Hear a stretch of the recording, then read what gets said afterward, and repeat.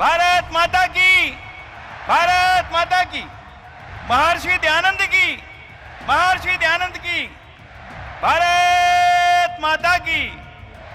माननीय प्रधानमंत्री महोदय जी।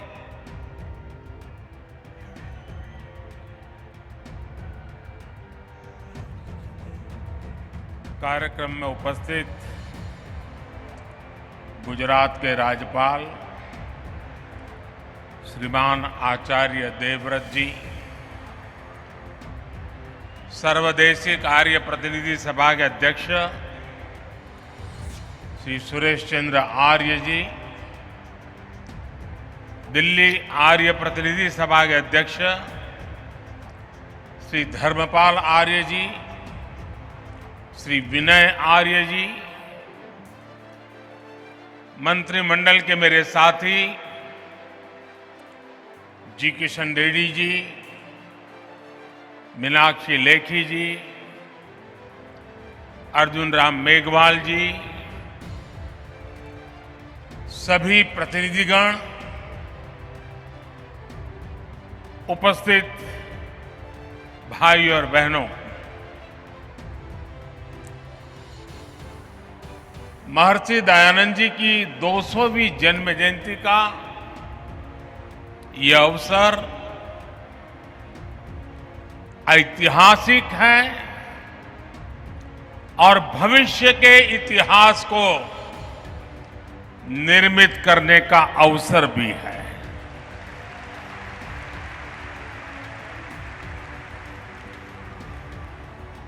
ये पूरे विश्व के लिए, मानवता के भविष्य के लिए प्रेरणा का पल है। स्वामी दयानंद जी और उनका आदर्श था कृण्वन्तो विश्वमार्यम,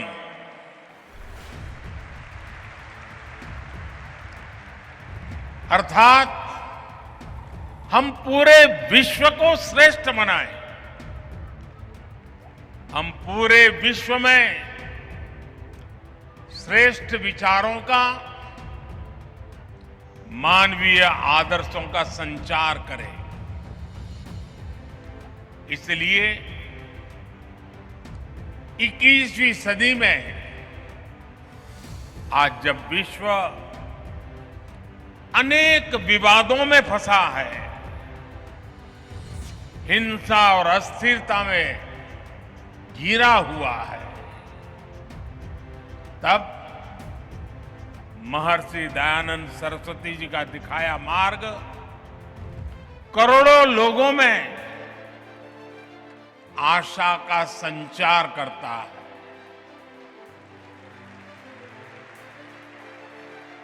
ऐसे महत्वपूर्ण दौर में आर्य समाज की तरफ से महर्षि दयानंद जी की 200वीं जन्म जयंती का ये पावन कार्यक्रम 2 साल चलने वाला है और मुझे खुशी है कि भारत सरकार ने भी इस महोत्सव को मनाने का निर्णय किया है।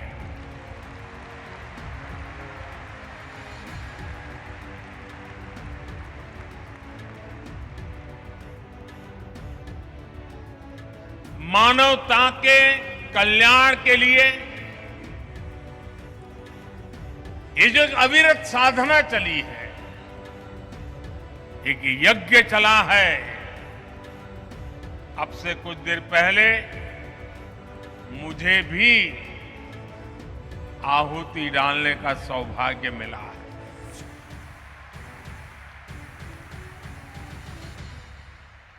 अभी आचार्य जी बता रहे थे, ये मेरा सौभाग्य है कि जिस पवित्र धरती पर महर्षि दयानंद सरस्वती जी ने जन्म लिया, उस धरती पर मुझे भी जन्म लेने का सौभाग्य मिला।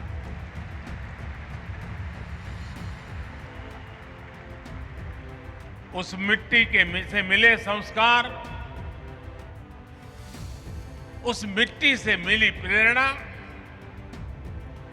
आज मुझे भी महर्षि दयानंद सरस्वती के आदर्शों के प्रति आकर्षित करती रहती है। मैं स्वामी दयानंद जी के चरणों में श्रद्धा पूर्वक नमन करता हूं और आप सभी को हृदय से अनेक अनेक शुभकामनाएं देता हूं।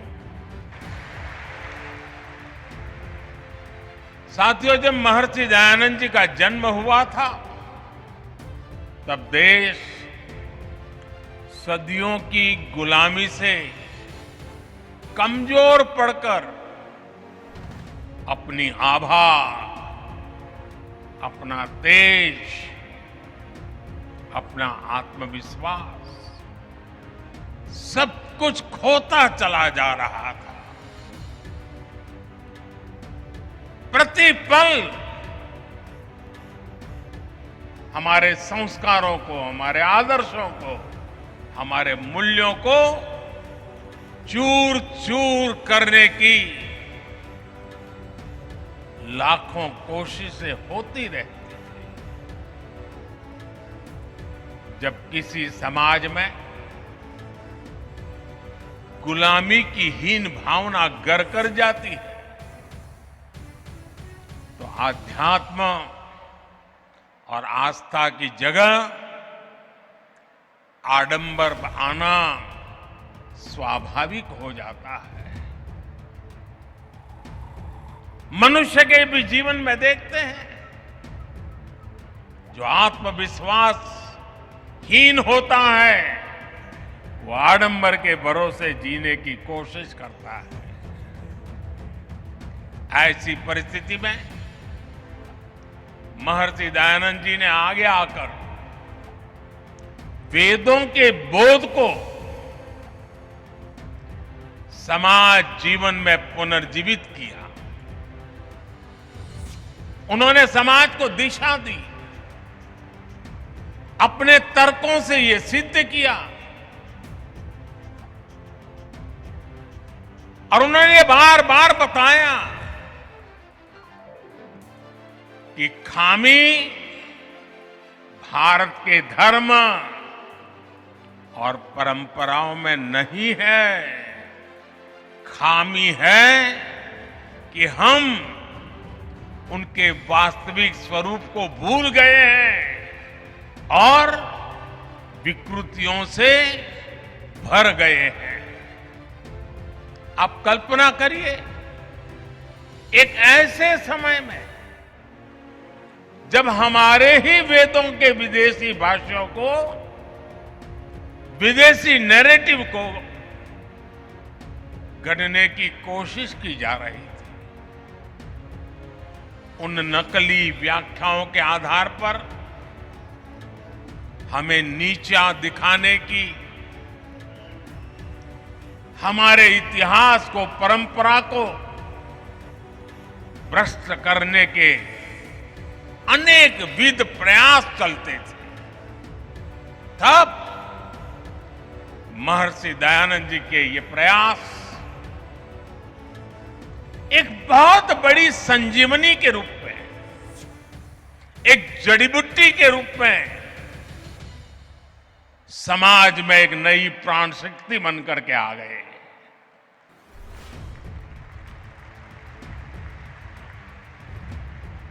महर्षि जी ने सामाजिक भेदभाव, ऊंच नीच, छुआछूत ऐसी समाज में घर कर गई अनेक विकृतियां, अनेक बुराइयों के खिलाफ एक सशक्त अभियान चलाया।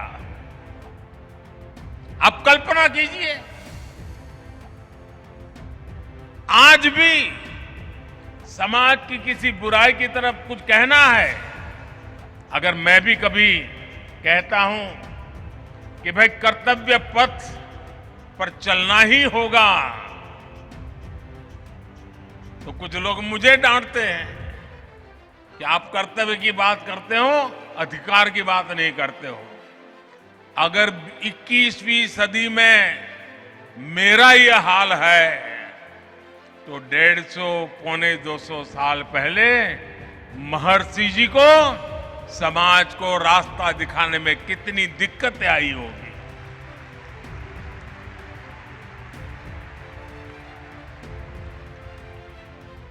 जिन बुराइयों का ठीकरा धर्म के ऊपर फोड़ा जाता था, स्वामी जी ने उन्हें धर्म के ही प्रकाश से दूर किया।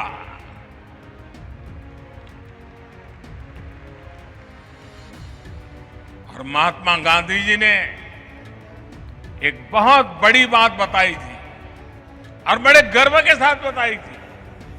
महात्मा गांधी जी ने कहा था कि हमारे समाज को स्वामी दयानंद जी की बहुत सारी देन है, लेकिन उनमें अस्पृश्यता के विरुद्ध घोषणा सबसे बड़ी देन है। महिलाओं को लेकर भी समाज में जो रूढ़ियां पनप गई थी, महर्षि दयानंद जी उनके खिलाफ भी एक तार्किक और प्रभावी आवाज बनकर के उभरे। महर्षि जी ने महिलाओं के खिलाफ भेदभाव का खंडन किया, महिला शिक्षा का अभियान शुरू किया और ये बातें 150 पौने 200 साल पहले की है। आज भी कई समाज ऐसे हैं जहां बेटियों को शिक्षा और सम्मान से वंचित रहने के लिए मजबूर करते हैं। स्वामी दयानंद जी ने ये बिगुल तब फूंका था जब पश्चिमी देशों में भी महिलाओं के लिए समान अधिकार दूर की बात थी। भाई और बहनों, उस कालखंड में स्वामी दयानंद सरस्वती जी का पदार्पण पूरे युग की चुनौतियों के सामने उनका उठ करके खड़े हो जाना यह असामान्य था। किसी भी रूप में वो सामान्य नहीं था। इसलिए राष्ट्र की यात्रा में उनकी जीवंत उपस्थिति, आर्य समाज के 150 साल होते हो, महर्षि जी के 200 साल होते हो, और इतना बड़ा जनसागर सिर्फ यहां नहीं दुनिया भर में आज इस समारोह में जुड़ा हुआ है। इससे बड़ा जीवन की ऊंचाई क्या हो सकती है?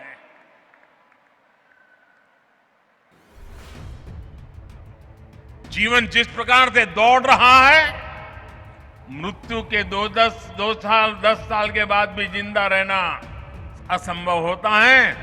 200 साल के बावजूद भी आज महर्षि जी हमारे बीच में हैं।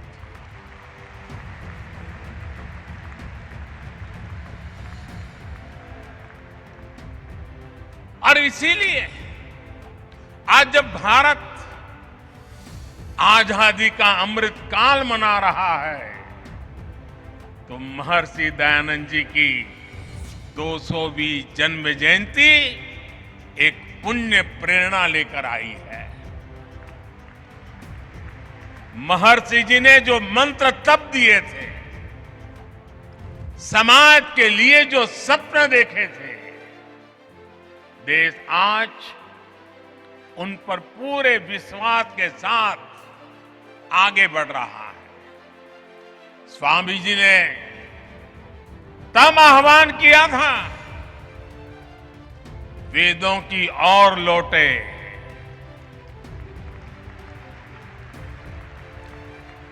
आज देश अत्यंत स्वाभिमान के साथ अपनी विरासत पर गर्व का आह्वान कर रहा है।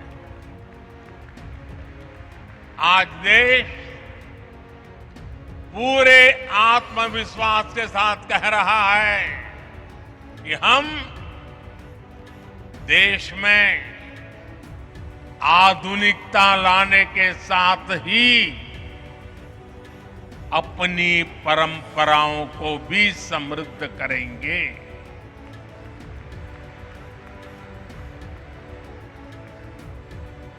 विरासत भी, विकास भी, इसी पटरी पर देश नई ऊंचाइयों के लिए दौड़ पड़ा है।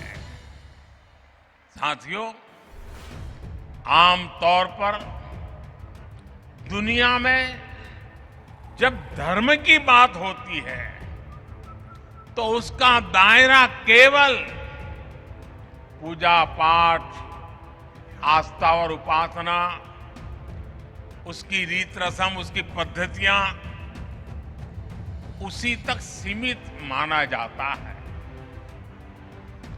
लेकिन भारत के संदर्भ में धर्म के अर्थ और निहितार्थ एकदम अलग है।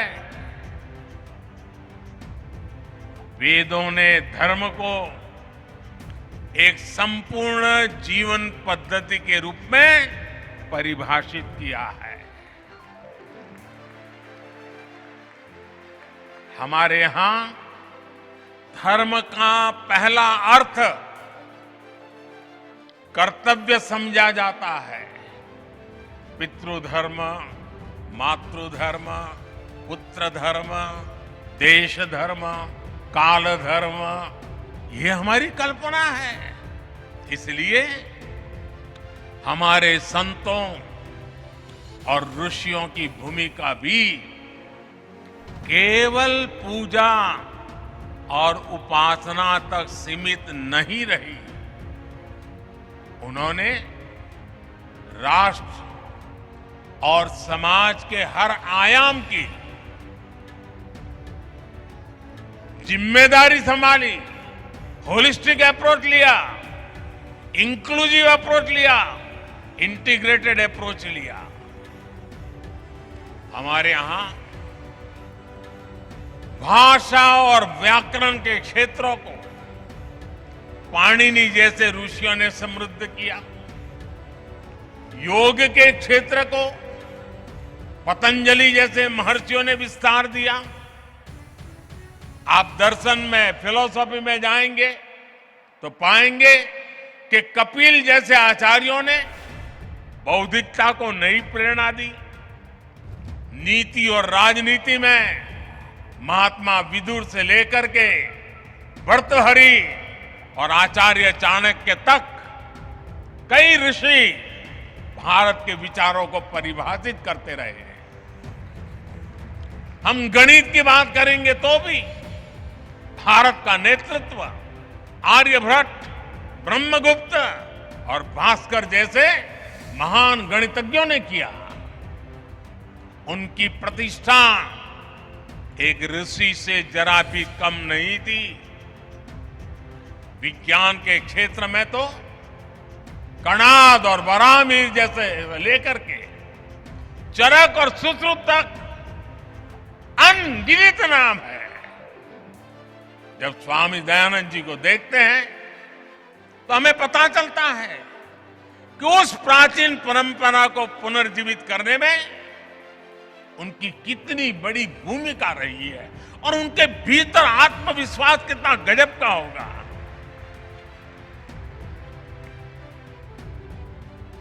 भाइयों और बहनों, स्वामी दयानंद सरस्वती जी ने अपने जीवन में केवल एक मार्ग ही नहीं बनाया, बल्कि उन्होंने अनेक अलग अलग संस्थाओं, संस्थागत व्यवस्थाओं का भी सृजन किया। और मैं कहूंगा कि ऋषि जी अपने जीवन काल में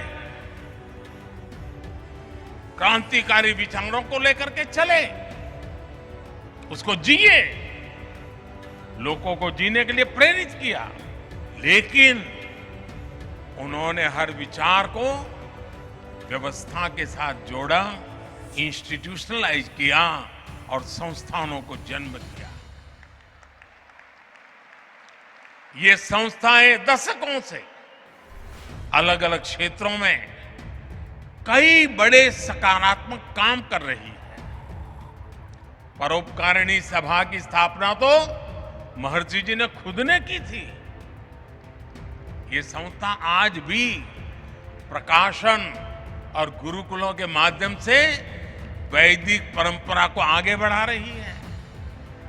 कुरुक्षेत्र गुरुकुल हो, स्वामी श्रद्धानंद ट्रस्ट हो, यंग महर्षि दयानंद सरस्वती ट्रस्ट हो, इन संस्थानों ने राष्ट्र के लिए समर्पित कितने ही युवाओं को गढ़ा है। इसी तरह स्वामी दयानंद जी से प्रेरित विभिन्न संस्थाएं गरीब बच्चों की सेवा के लिए, उनके भविष्य के लिए सेवा भाव से काम कर रही है। और ये हमारे संस्कार है, हमारी परंपरा है। मुझे याद है, अभी जब हम टीवी पर तुर्की के भूकंप के दृश्य देखते हैं तो बेचैन हो जाते हैं, पीड़ा होती है।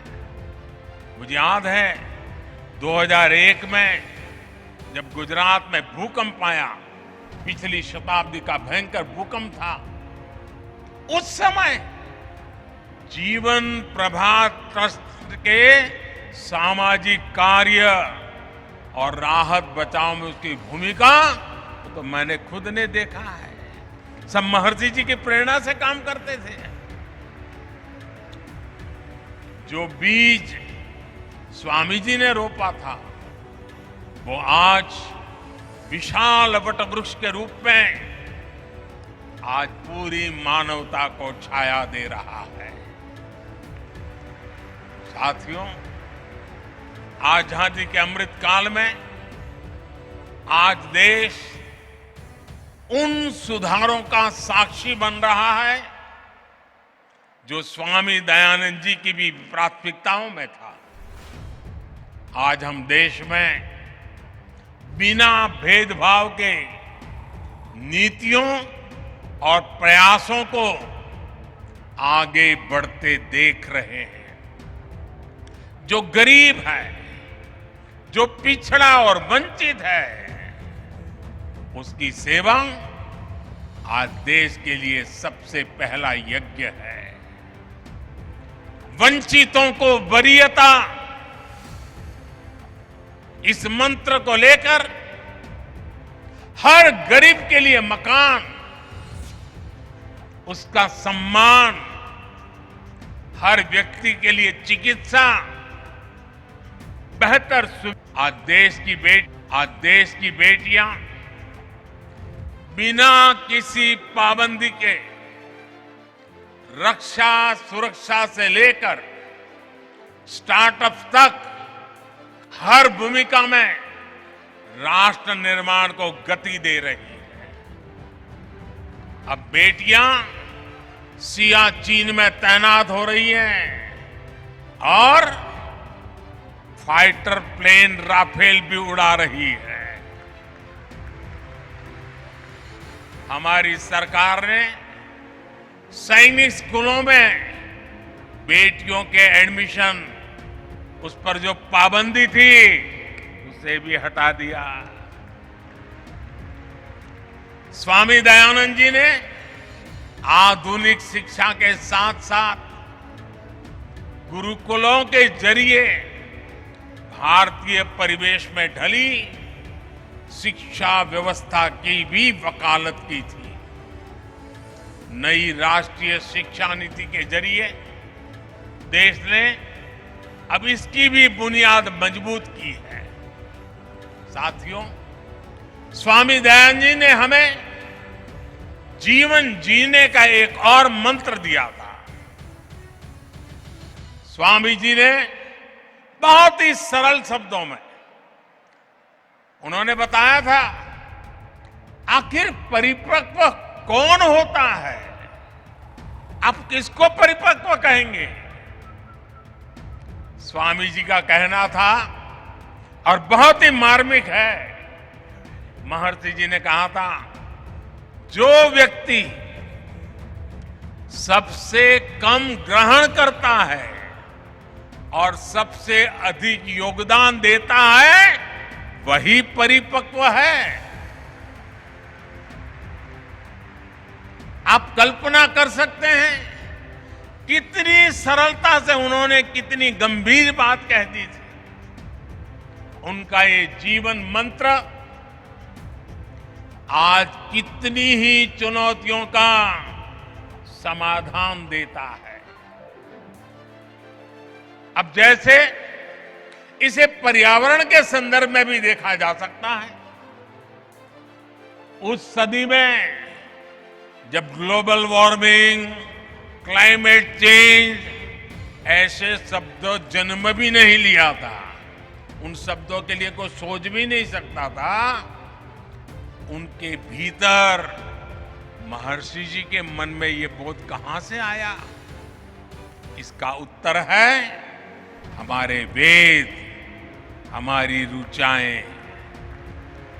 सबसे पुरातन माने जाने वाले वेदों में कितने ही सूक्त प्रकृति और पर्यावरण को समर्पित है। स्वामी जी ने वेदों के उस ज्ञान को गहराई से समझा था। उनके सार्वभौमिक संदेशों को उन्होंने अपने कालखंड में विस्तार दिया था। महर्षि जी वेदों के शिष्य थे और ज्ञान मार्ग के संत थे। इसलिए उनका बोध अपने समय से बहुत आगे का था। भाई और बहनों, आज दुनिया जब सस्टेनेबल डेवलपमेंट की बात कर रही है, तो महर्षि जी का दिखाया मार्ग भारत के प्राचीन जीवन दर्शन को विश्व के सामने रखता है, समाधान का रास्ता प्रस्तुत करता है। पर्यावरण के क्षेत्र में भारत आज विश्व के लिए एक पथ प्रदर्शक की भूमिका निभा रहा है। हमने प्रकृति से समन्वय के इसी विजन के आधार पर global mission life, LIFE life, और उसका मतलब है लाइफस्टाइल फॉर एनवायरमेंट। ये लाइफस्टाइल फॉर एनवायरमेंट एक लाइफ मिशन की शुरुआत भी की है। हमारे लिए गर्व की बात है कि इस महत्वपूर्ण दौर में दुनिया के देशों ने G20 की अध्यक्षता की जिम्मेदारी भी भारत को सौंपी है।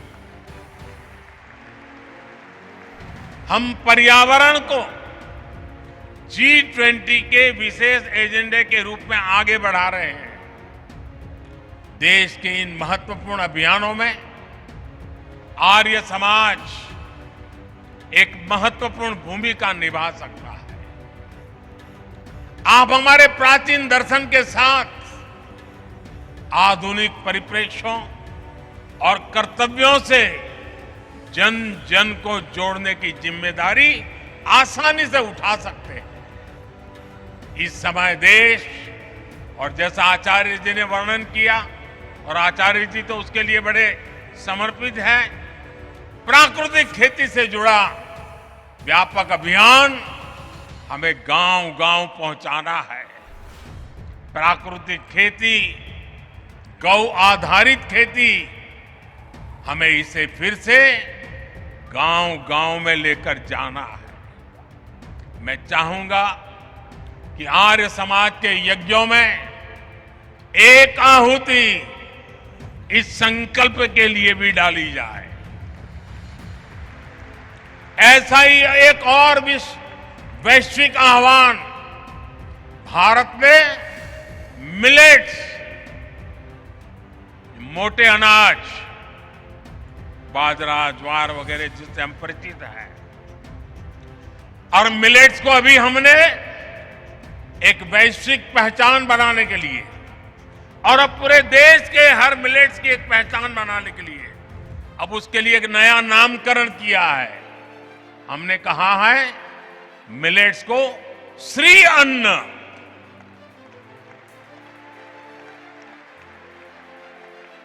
इस वर्ष संयुक्त राष्ट्र इंटरनेशनल मिलेट ईयर मना रहा है और हम तो जानते हैं, हम तो यज्ञ संस्कृति के लोग हैं और हम यज्ञों में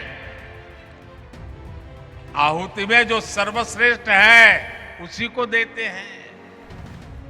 हमारे यहां यज्ञों में जौ जैसे मोटे अनाज या श्री अन्न की अहम भूमिका होती है, क्योंकि हम यज्ञ में वो इस्तेमाल करते हैं जो हमारे लिए सर्वश्रेष्ठ होता है। इसलिए यज्ञ के साथ साथ सभी मोटे अनाज, श्री अन्न देशवासियों के जीवन और आहार को, उसे वो जीवन में ज्यादा से ज्यादा जोड़े, अपने नित्य आहार में वो हिस्सा बने। इसके लिए हमें नई पीढ़ी को भी जागरूक करना चाहिए और आप इस काम को आसानी से कर सकते हैं। भाई और बहनों, स्वामी दयानंद जी के व्यक्तित्व से भी हमें बहुत कुछ सीखने को मिलता है। उन्होंने कितने ही स्वतंत्रता सेनानियों के भीतर राष्ट्र प्रेम की लौ जलाई थी। कहते हैं एक अंग्रेज अफसर उनसे मिलने आया और उनसे कहा कि भारत में अंग्रेजी राज के सदैव बने रहने की प्रार्थना करें। स्वामी जी का निर्भीक जवाब था, आंख में आंख मिलाकर के अंग्रेज अफसर को कह दिया था, स्वाधीनता मेरी आत्मा और भारतवर्ष की आवाज है, यही मुझे प्रिय है। मैं विदेशी साम्राज्य के लिए कभी प्रार्थना नहीं कर सकता। अनगिनत महापुरुष लोकमान्य तिलक, नेताजी सुभाष चंद्र बोस, वीर सावरकर, लाला लाजपत राय, लाला हरदयाल, श्यामजी कृष्ण वर्मा, चंद्रशेखर आजाद, राम प्रसाद बिस्मिल, लाखों लाख स्वातंत्र सेनानी और क्रांतिकारी महर्षि जी से प्रेरित थे।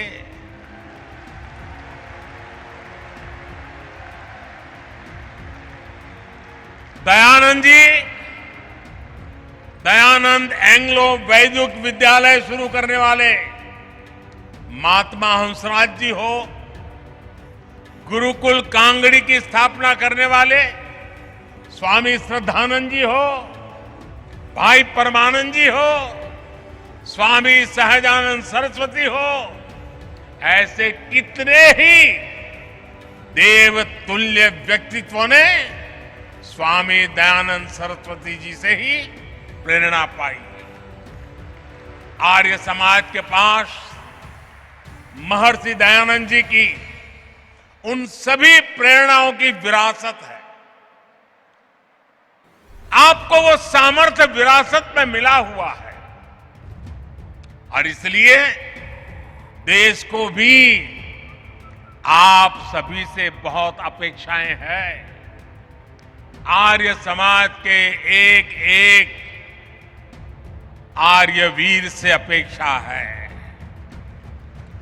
मुझे विश्वास है आर्य समाज राष्ट्र और समाज के प्रति इन कर्तव्य यज्ञों को आयोजित करता रहेगा। यज्ञ का प्रकाश मानवता के लिए प्रसारित करता रहेगा। अगले वर्ष आर्य समाज की स्थापना का 150वां वर्ष भी आरंभ होने जा रहा है। ये दोनों अवसर महत्वपूर्ण अवसर है और अभी आचार्य जी ने स्वामी श्रद्धानंद जी के मृत्यु तिथि के 100 साल यानी एक प्रकार से त्रिवेणी की बात हो गई। महर्षि दयानंद जी स्वयं ज्ञान की ज्योति थे। हम सब भी इस ज्ञान की ज्योति बने।